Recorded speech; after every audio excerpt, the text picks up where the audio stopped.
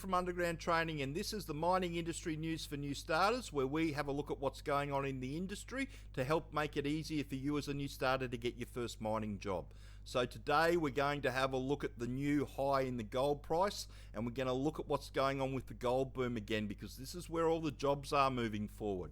So if we jump over and we have a look at the gold price, you can see it is up significantly today. Like last night it went through $7,000 an ounce, and now it's up to $7,200 already. So it's up $160 on the day. So huge improvements in price. Silver's still doing really well at $140 an ounce Australian, and copper's almost $20,000 a tonne. So these are the areas that need people at the moment, the gold and the copper mines. And if we jump over to our Atlas of Australia with all our gold and copper mines on it, you see the green ones are active mines that are working at the moment, and the blue ones are the ones that are about to be bought online. So as you can see, there's jobs in every state in Australia there. So there's lots of work around the place. And if you go over to Seek and you type underground in, you'll see all the jobs come up. But first, I just want to have a look at what's going on with the prices. So if we jump over and we have a look at the long-term gold price, so this is over the last 5 years, and as you can see, it's been ramping up for a while. So it really started to hit its straps in the mid 2023, and for the last 3 years, it's been going very hard, to the point now that this is the last 12 months, and as you can see, it's gone really crazy here, and it's gone up here, and as you can see, the last high overnight was just over $7,000 an ounce, and now it's put on significantly more. But if we go back and have a look at the other graph, you'll see it'd be back here between 2023 and 2024 is when all these mines that are being opened at the moment will have been planned. So now, because the price has gone up significantly, there's a lot more mines that'll be planned and being opened.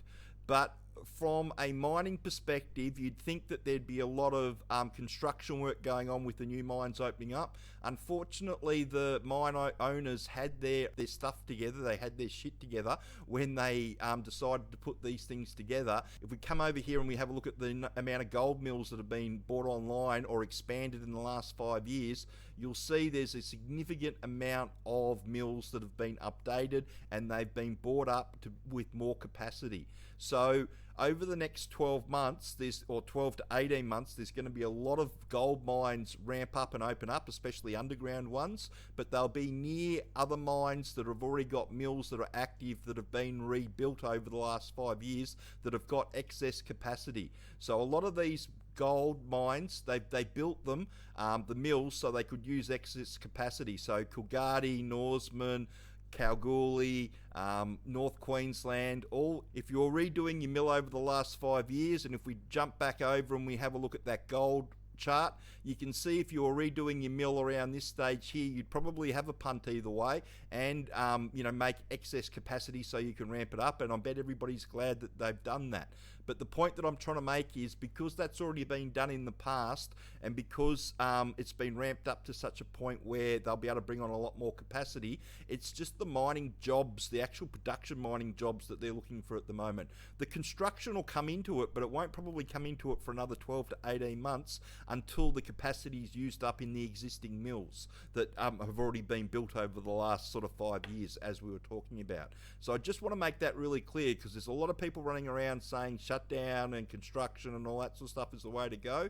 At the moment, it's gold and copper that are the only two places that are hiring people, and they don't really need to construct anything at the moment. What they're trying to do is ramp existing mines up and increase production. So that means bums in seats for production mining jobs. So if we jump back over to Seek and we type underground in, you can see all the jobs come up: underground nipper, underground truck, so that's in West Wyalong. Barminco have unfortunately lost the contract at West Wyalong, and Redpath have picked it up. I've talked to a few people that are there at the moment, and it's just a straight change of overalls. Everybody's been told that we're working for Barminco that want a job with Redpath. They've been told that they've got one, and they've also been told that they're not going to lose out on any money, so they're going to get paid exactly the same, or probably a little bit more.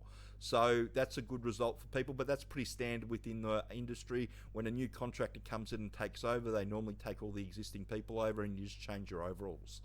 Yeah, I've got a really good story from back in the day where I turned up to work in the old contractor's overalls and got sent home for a shift, and got told to always turn up in the new contractor's overalls if I still wanted a job. So that was a wonderful experience back in the day. So that's a tip.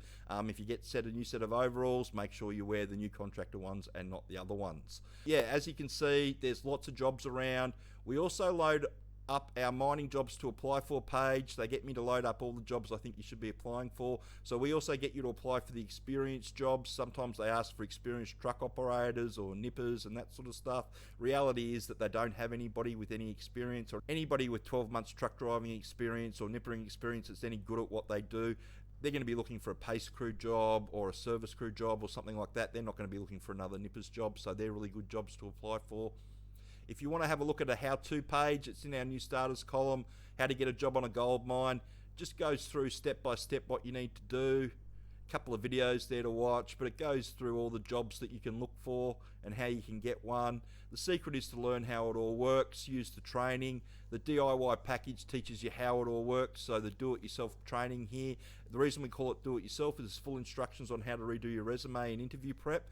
The resumes that we do for you and make for you and get you to make yourself are really specific to Hard Rock Underground. It's not a resume that you'd use for anything else to go and get one of these production mining jobs. So it's not casting the widest net. We're casting a very specific line to catch a very specific job.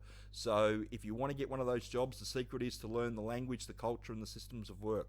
When you can talk to them about how it all works, it just makes it so much easier to get a job. So the 3-step plan package comes with a full resume service where we do your resume for you, and the work ready is the one where you get the experienced person like myself to help you through.